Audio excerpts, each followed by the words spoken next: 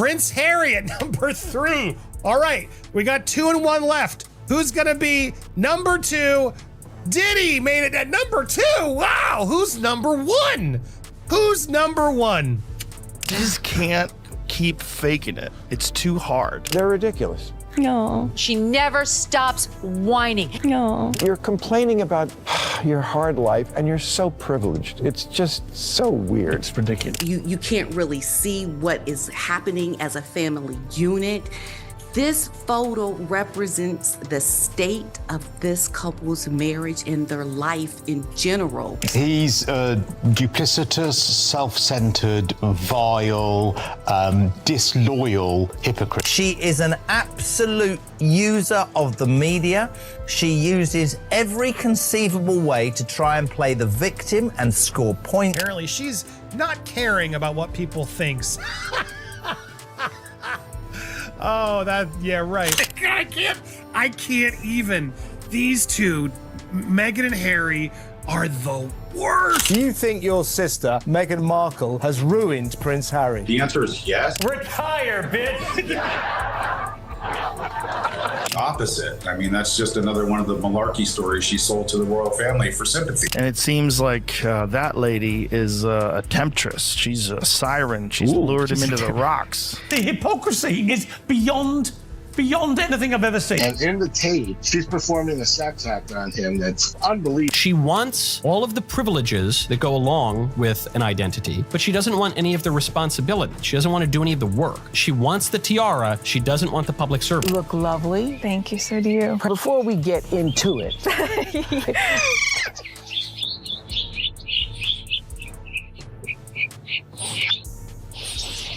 I just can't stand her. I just think she's such a phony. Nasty, and says he feels sorry for Prince Harry because his wife is a lot to deal with. And then the wife convinces you to leave the royal family. Like, I'm out. I don't need you guys. Which is crazy, because don't you just get free money? There was a sex tape about her. And I saw it. She is so full of shit. today's Suits actress Meghan Markle married some unemployed dude who still lives with his grandma.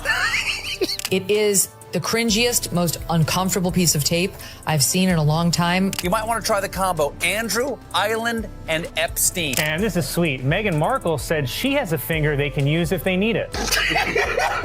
Something truly unbelievable happened this year. Nobody saw it coming. Not her fans, not her critics, not even the people who've built entire careers out of disliking her.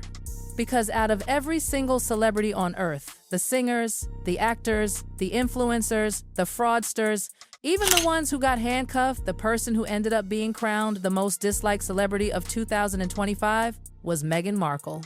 Yes, Meghan. And here's the shocking part, it wasn't even close. She ranked above the likes of Bill Cosby and Sean Diddy Combs. Her name didn't just appear at the top of the list, it rocketed there. Straight past Diddy, past Amber Heard, past the Kardashians, even above people with real criminal charges. Meghan somehow managed to make the entire internet roll its collective eyes for an entire year. Even Hollywood insiders who usually whisper behind expensive wine glasses started muttering, "She really needs to stop. This is getting embarrassing." She is more than twice the most disliked celebrity in the world. More than twice the level of dislike than P. Diddy. It wasn't one single mistake. It was everything a full-blown year of misfires. Every rebrand exploded in her face. Every staged photo, every interview, every quote that was supposed to inspire women, it all backfired. Harder and harder each time. The result? A year-long collapse in slow motion. I don't think this was the kind of list that Meghan was hoping she was gonna make in her new rebrand, relaunch. Every PR move felt cursed. Every attempt to control the narrative just made her look more desperate. People didn't just notice anymore, they got tired. Like, bone tired. This wasn't the tabloids twisting her words. This was a shift. Her own supporters started rolling their eyes. The indifferent ones suddenly started watching, but for the wrong reasons. And the skeptics? They felt justified. Or a duchess of the UK, and you can't even get a deal with people that are investing in businesses. With a title, you can't get that. It's hopeless. 2025 became the year Meghan Markle tried to reinvent herself one more time, and in doing so, revealed exactly why so many people stopped believing her. This finally showed that if you're a brand, it's toxic to invest. I mean, no brand is going to invest at the moment. Because when you look at the year's disasters, the scandals, the contradictions, the PR meltdowns, it's like watching a perfectly polished castle crumble brick by brick. The Kardashian embarrassment, the pregnancy performance, the bizarre Harper's Bazaar cover, the interview that split her timeline in half. This wasn't just bad luck, this was the kind of unraveling you could feel. This year was supposed to be her comeback, her glamorous rebirth. Instead, it turned into her most humiliating chapter yet. It all started quietly, tiny cracks that no one paid much attention to.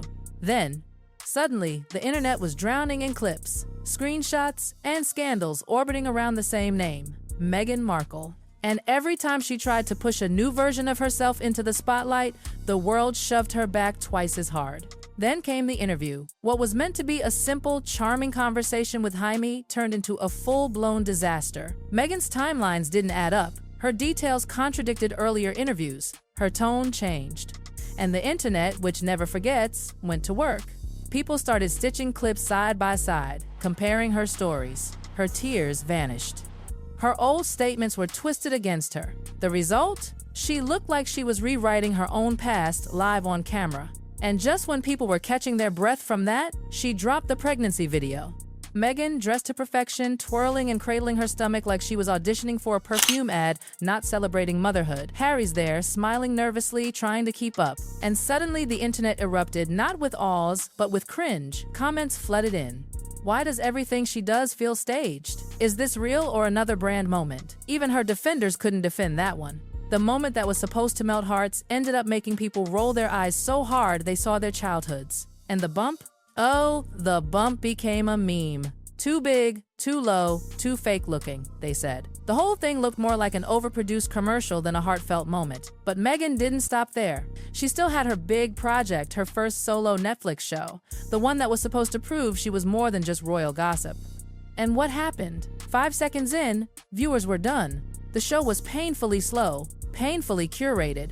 Critics said it was like watching someone pretend to be relatable. One review said, she looked like she was about to cry while zesting a lemon. Another said, it's not a show, it's a therapy session with lighting. People wanted authenticity. What they got was Montecito perfection in a glass jar. And once again, it flopped. The Meghan comeback machine was running on fumes. And then came the Kardashians. Oh, you know it's bad when the Kardashians delete your picture. She attended Kris Jenner's big Hollywood party, smiling beside Kim and Khloe, posing with Kris like they were new best friends. But the next morning, the pictures vanished, deleted, gone like she never existed. And that silence, that famous Kardashian silence, said more than a press release ever could. The internet went wild. Did Meghan overstep? Did she try to make the night about herself? Did Kris just decide, no, not on my feed? Nobody knew. And that mystery only made it worse. Her Hollywood acceptance moment turned into a Hollywood erasure. And then came the Harper's Bazaar cover, her grand statement, her I'm back moment. Except, it looked haunted. The lighting was eerie, her face expressionless, and the whole vibe screamed Diana cosplay. People mocked it. She wants to be royal more outside the palace than she ever did inside. The article itself didn't help either, overly dramatic, full of royal titles she'd supposedly walked away from. It didn't read like an interview, it read like a script. Even worse, the cover reignited old rumors like the infamous yacht controversy. Suddenly, people were digging through her past again. Old photos resurfaced. Stories she thought had vanished reappeared like ghosts. When the internet loses trust in you, it doesn't just cancel you, it rewinds you. Even her new brand, her so-called empire, got dragged. People mocked the products, the branding, the With Love Meghan label that promised empowerment but delivered underwhelming reviews and trademark troubles. Critics called it a $10 dream sold for $200. And through it all, people noticed something darker. It wasn't just bad PR, it was pattern. Every few months, a new rebrand, a new controversy, a new attempt to spin the story. And by the end of the year, it wasn't anger, people felt it was exhaustion. That's how she landed at #1, not for committing a crime, but for making the public feel like they were watching the same movie over and over again. Meanwhile, Harry's downfall was quieter, but maybe sadder. He didn't have viral scandals or messy covers. But every time Meghan stumbled, he took part of the hit. Slowly, painfully, he became the background character in her movie. Once the cheeky, relatable prince, now just Meghan's husband. People started pitying him. Some called him controlled. Others called him complicit. But everyone agreed he wasn't the man he used to be. Because every interview, every photo op, every word that came from him now felt like it belonged to her. And when Meghan's hypocrisy became too much, the endless talk about privacy while signing more and more Netflix and book deals, the backlash hit both of them. People didn't see a power couple anymore. They saw a brand imploding in real time. And the saddest part? The very audience that once felt sorry for her now felt scammed by her. She didn't just lose popularity, she lost trust. By mid-year, it wasn't even about what Meghan said anymore, it was about how people felt every time she opened her mouth.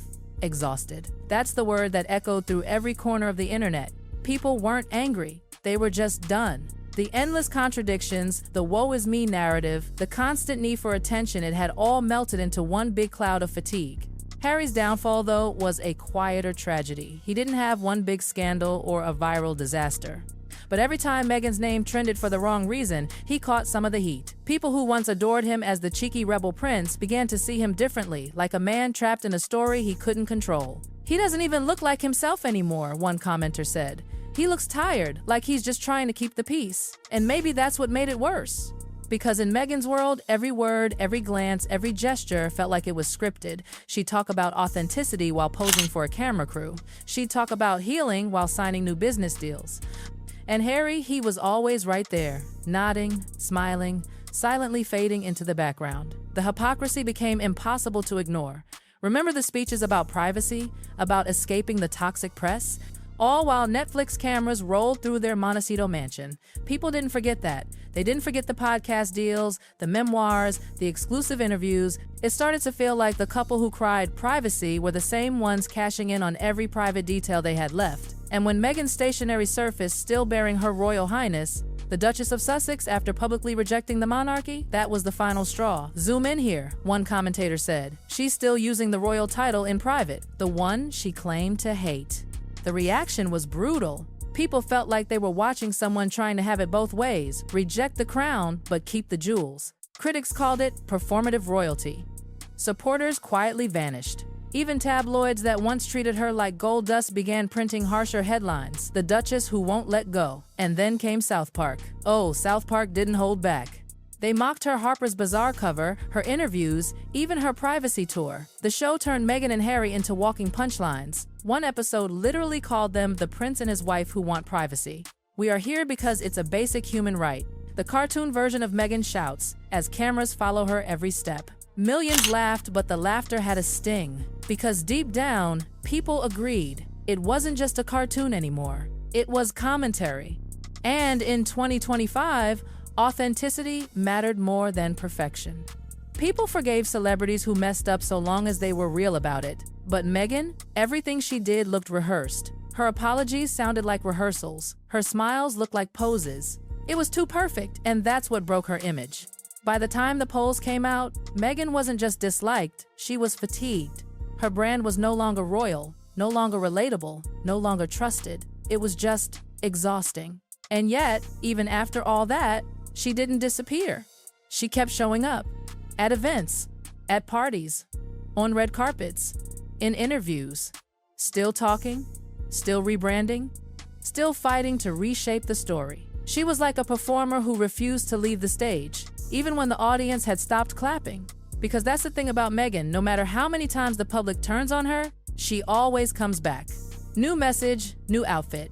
New brand, same script. The misunderstood woman, the victim turned phoenix, the rebirth that never quite happens. Some people say it's determination. Others say it's obsession. Whatever it is, she won't stop. She's still pitching projects, still shaking hands in Hollywood circles, still giving that same glossy smile to cameras that no longer believe it. And maybe that's the most fascinating part, she hasn't given up. And maybe that's the real tragedy here, not the downfall itself, but the reason behind it. Meghan didn't lose because people hated her. She lost because people stopped caring. The fairy tale faded, the magic cracked. And behind it all was a woman still smiling for the cameras, still spinning her narrative, still begging the world to see her as misunderstood while the world had already moved on. In the end, Meghan's story isn't about cruelty or karma. It's about exhaustion, about what happens when you perform too long for an audience that's already walked out. So the question isn't, why is Meghan Markle the most disliked celebrity of 2025 anymore? The real question is, how long will she keep playing the same role before she realizes no one's watching? Because love her or hate her, one thing's certain, Meghan Markle isn't disappearing anytime soon. She's still out there, still trying, still rewriting the same script with a different pen, and that's what keeps her in the headlines. That's what keeps people talking. The irony? That same determination, the thing that once made people root for her, is now the very reason they've all finally turned away. And as the lights fade on 2025, Meghan stands center stage, smiling, waving, convincing herself the applause is still for her, when in truth, the room's already empty.